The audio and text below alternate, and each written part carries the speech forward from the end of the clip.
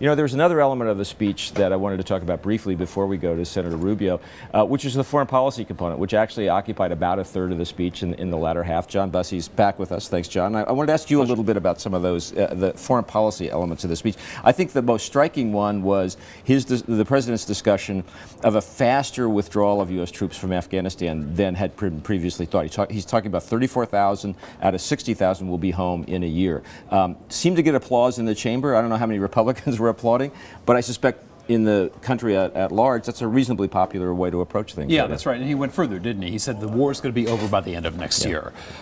This is going to be contrary to a lot of people in his own administration, including Joe Biden, who is kind of concerned about how many troops get left over, the pace of withdrawal, and we still don't really know exactly how many will be left over. In other words, the war may be over, but there's going to be an American presence in Afghanistan for quite some time. Right, and he talked about something that's very important in that, which is having an agreement with the Afghan government that helps determine what those Americans who are left are going to do.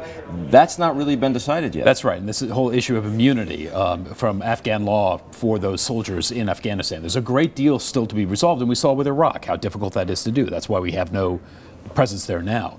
You know what struck me interesting on the foreign policy front, the president's comments, was this affirmation for a free trade agreement between the United States and Europe.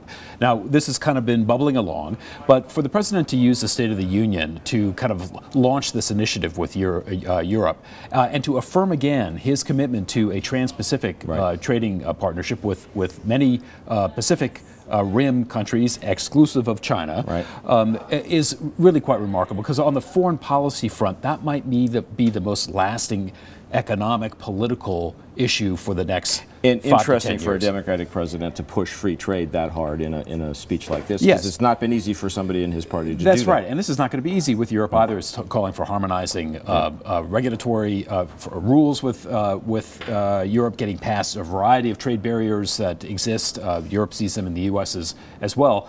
But it very much is in harmony with his economic argument, isn't it? It's job creation, trade begets more jobs. But, you know, there's always been a question about this European free trade agreement idea since it's been bubbling along, as you said, for the last few months, which is that designed to help the U.S. or Europe? Because many people see it as a way to help finally pull the EU, the European Union zone, out of the economic ditch. Is it beneficial for the U.S. as well? Oh, I think so, definitely. And at a minimum, in harmonizing regulatory issues with Europe. I mean, we saw this recently with the emissions control, didn't we? On aircraft flying into Europe having to abide by European emissions. The lack of sync on everything from emissions of airplanes to privacy rules inhibits trade and inhibits investment. And I think that the U.S. sees big opportunities there.